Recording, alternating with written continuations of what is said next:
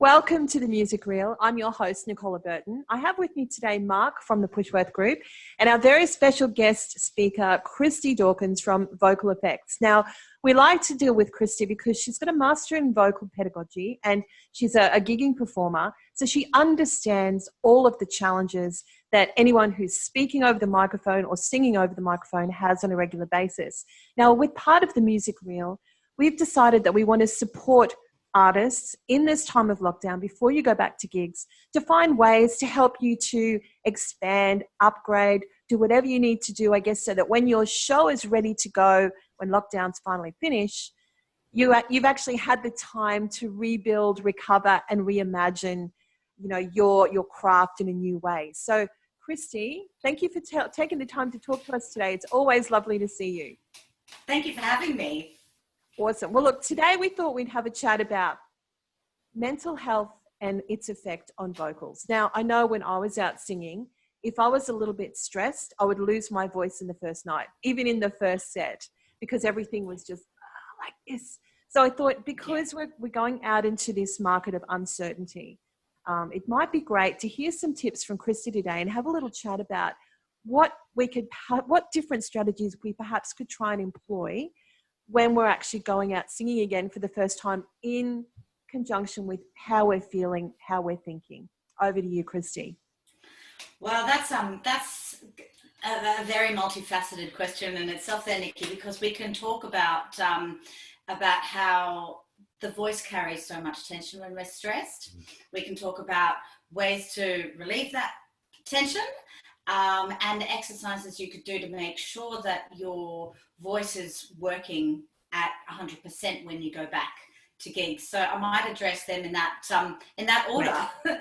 So at this time, of course, we're all very stressed. We've still got a lot of us will have financial issues, and I think that there is so much uncertainty about what our gigging schedule is going to look like, when do we return back to gigs, all the rest of it. So in this time, it's really, really beneficial for everyone watching this to take the time to focus on your voice. All right, it's very inexpensive. I'll hopefully give you a lot of tips now that you can try and incorporate. Of course, if you want further tuition, that is available, but I think that incorporating a couple of these techniques will help you be able to develop some vocal strength before you go back to gigs, and also give you a couple of tips to try and cope with a really, really tense tightness when we return. Okay. So when we're anxious, the first thing that we tend to do is carry a whole lot of tightness in our throat, as we all know. Okay, so the best ways to relieve that to start with is to make sure that we spend some time setting ourselves up pre-gig with some breathing exercises, making sure that you're fully warmed up. So doing some, I actually find Blondie's Glass of Hearts is my favorite warm-up of all, and I do it every time I'm on the way to a gig, on a lip trill.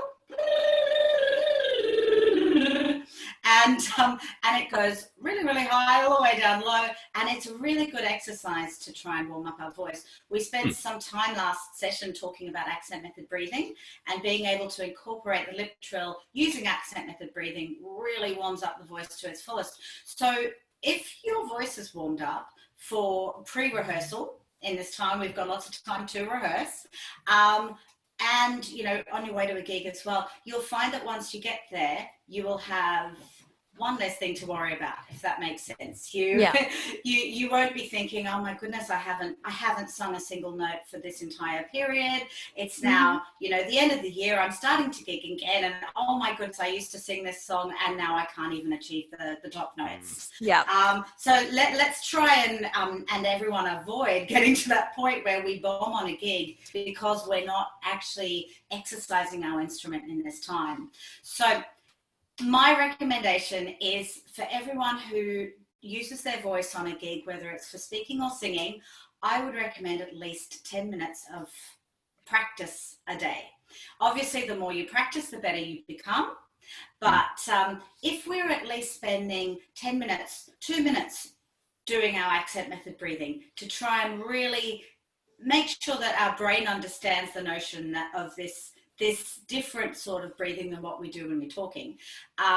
So again, I can add notes to the bottom of the link when you post this, so that you guys can have my handouts to teach yourself gradually how to use accent method breathing. Yeah. I do accent method breathing, then incorporate your lip trill or your tongue trill, which we've talked about, and then find a song that you love that you know is really rangy, so it goes really, really high, really, really low, and takes you to many, many notes in between, so that you have an opportunity to go between M1 and M2.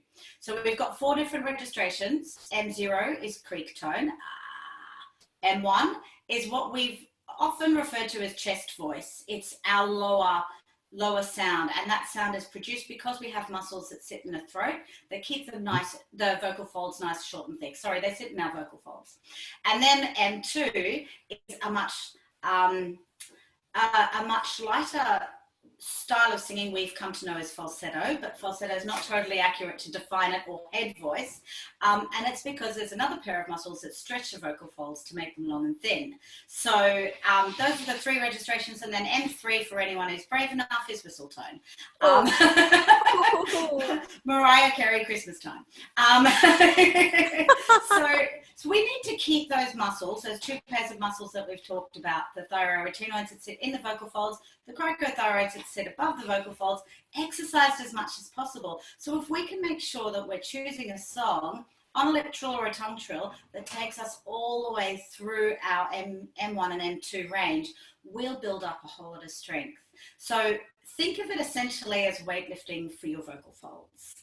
If you spend ages talking, loads of time singing in your comfort zone, you're always choosing songs with a lower repertoire to avoid you heading up into those high notes, you will have really strong thyroaretinoids. You'll be used to having your vocal folds short and thick, but when it comes to singing high, your voice will be really weak. And that's when a lot of singers go, oh, I'm just not a high singer. I can't sing high. That's rubbish. You can sing high. Your cricothyroids are just lazy. and vice versa.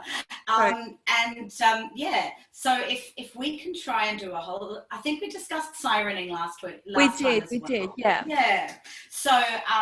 So we need to exercise those top notes as well, and vice versa. There are a lot of girls these days who say, oh, I can't sing low, but I can sing really high. That's because they always sing an M2 and they refuse to come down to M1. Okay. That makes sense. So it's what you call a cricothyroid dominant singer. So they sing with long thin vocal folds, and when they head down, it only goes so far until the vocal folds go, nah, can't really do this. They lose all vocal strength and they can't sing low. But the reason why they can't sing low is because they're not transitioning. So it's the goal of any of my students. I try to get them to make sure that they can transition really smoothly from low to high. So if we start on a creak tone, to just incorporate M0 in there as well, we can go, and that was actually M0, 1, 2, 3. Wow.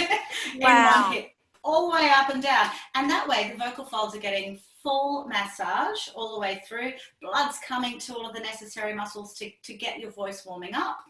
And then you're exercising those muscles accordingly. So I think a lot of people think warm-ups need to happen if you've got the piano and you're going, you're doing a 5-note scale, and you're going up, via semitones and that sort of thing. But it's not, yes, that's really, really important for building oral skills and vocal dexterity and all the rest. It can be valuable. But there is also value in finding your favorite song and just lip trilling all the way through that to build up that strength. So that's exercise and massage. Exercise and massage. Stimulating those muscles so that they will work to their full ability. Sorry to jump in there, Christie. I was just sort of picking up on it. It sort of sounds like the same concept as going to the gym. You're not going to go to the gym and just work out your top half, your bottom half. You've got to sort of do the whole kit. That's exactly right. I often tell my male students that when they don't exercise their upper register, it's like the security guard who forgets leg day. Right. Makes sense. people who are MCs, comedians, or DJs like Mr. Colvin here, what tips do you have for them? Because they're speaking all the time, and how often do you lose your voice after yelling over the crowd? So, good question too, because it's something I've never really honestly taken into consideration, because you don't really think of, well, I don't really think of my voice as an instrument because I'm talking. But at the same time, when you're in a club, you've got 110, 115 dB, you're probably pushing your voice a little more than you should. So techniques would definitely come in handy. Absolutely. The other thing that's a real problem area for your industry and bands as well. I mean, we all get idiots coming and talking to us mid-song. But sorry, I shouldn't use part of the fun. Idiots. It is part of the fun. We all know how that feels. But Mark, you've got people that come and request songs and ask you if you've got that. So you have to actually project your voice over those really high dBs with no microphone.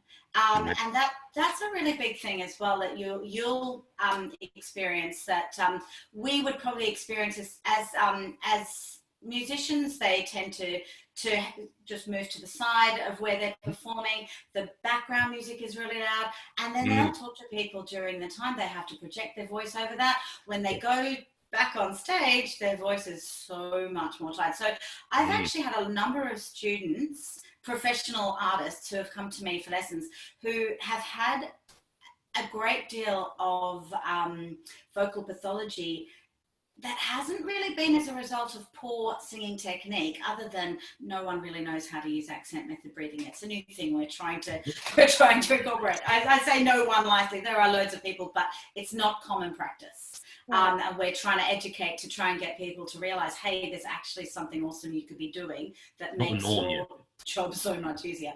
But yes, shouting over loud music, very, very counterproductive to vocal hygiene.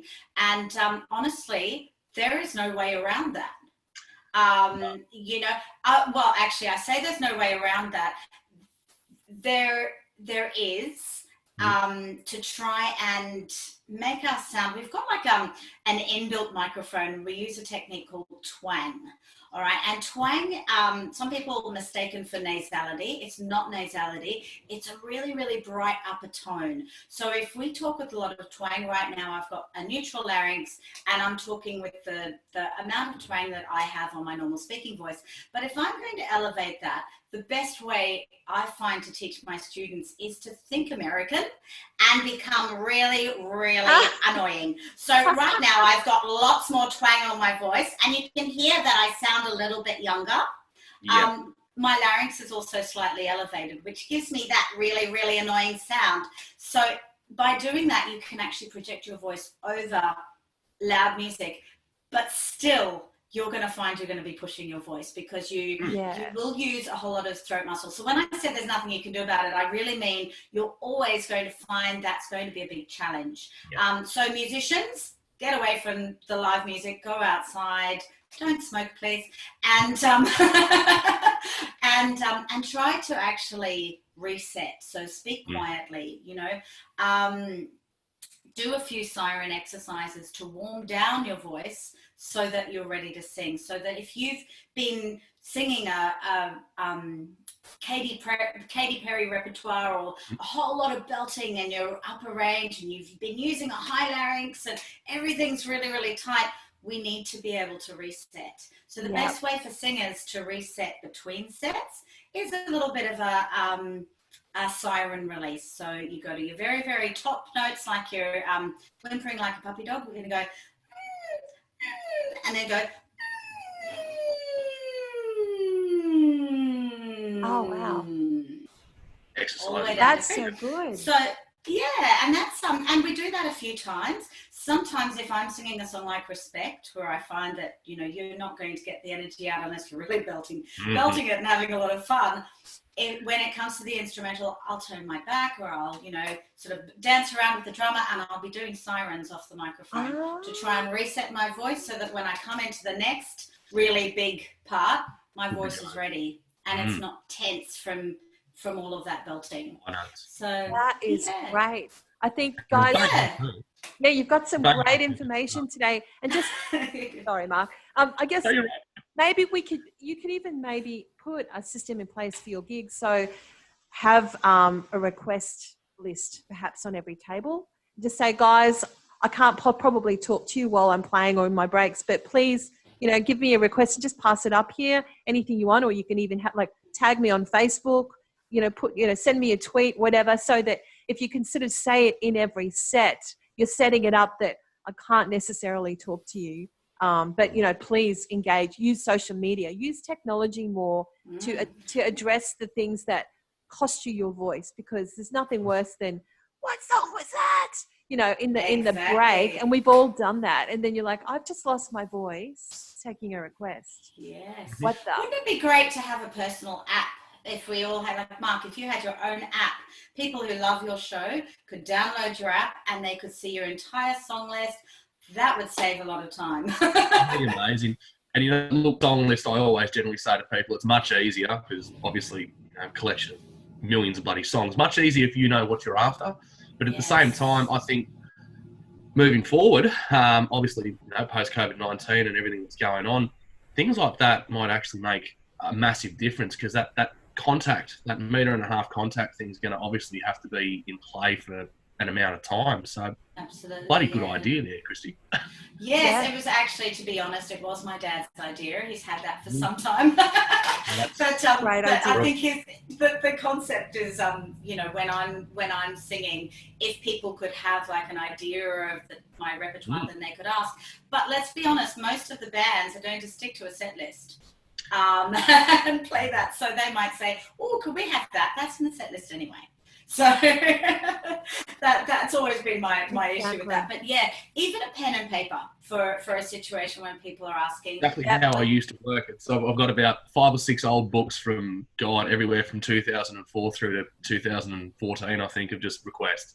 Nice. So that was the easiest way for me to not forget over a 6 or 7 hour set. So well, definitely, guys, this is great. It's and anyone out there who develops apps, there's an opportunity for you right there. Absolutely. Yes. So talk to Christie, because you can work it out together. Christie, that was really wonderful information. We love working with you. I think that's just such great information for anyone who's watching this, thinking, how am I going to get back into gigging again? So guys, watch this video over and over and over again. If you have questions, I'll put all of Christie's contact details in this post. Make sure you contact her. Make sure you connect with her. She is a wealth of information. And when you're out gigging, it doesn't matter whether you're a solo, duo, trio band, you can't sing, that's kind of half the show. So the most important part of the show is being able to sing. So, Christie, thank you so much for talking to us today. Thank you, Nikki. And we look forward to talking to you. Can I just say something quickly? Sorry to interrupt you. I just wanted to say, I understand that there are a lot of musos out there who are doing it tough. I have a number of musos that weren't able to get their tax stuff done. They weren't able to claim government support. And I know it's been really, really hard. I've seen a lot of things for sale, like motorbikes and all sorts, rooms for rent as a result. And I just want to really reach out to everyone who's out there and say, if you are a Pushworth musician who feel that you are struggling with an aspect of your voice, I am more than happy for you guys to just email me, ask me simple questions within reason. I'm not going to send you an essay every time you send me a question, and I might take a few days to get back to you. But if you would like really, really quick tips, I'm happy to give you 1 or 2 pointers. If you want several, come and see me, but and pay me. But honestly, I understand at the moment. I think we would love to be able to represent Pushworth as well as we can by producing really good acts when we go out. And even if you guys did do amazing acts beforehand, you will be out of practice. If we don't keep up our practice, your muscles will be out of practice. They will get lazy. You will not be able to sing, that high F like you used to if you don't exercise. So keep up your exercise. Make sure your breath is flowing properly, especially in your high notes. Use your abdominal muscles for support rather than your throat, and do check in with me if you've got any problems, or if you've got any vocal pathology going on, like you have a nasty crackle that comes through in your upper register, or you sometimes find you can't sing your low notes and other days you can. Girls, that time of the month will impact you enormously. Feel free to come in and check in with me, and I'll get back to you for sure. What an offer. That's fantastic. So guys, that is an incredible offer. So make sure you connect with Christie. She is the best in this field. She's the only person that we'll work with for a reason. So Christie, wonderful, incredibly generous girl. Thank you so much. Take care. Thanks, Nikki. Thank you. You too. Bye. Christie. See you again.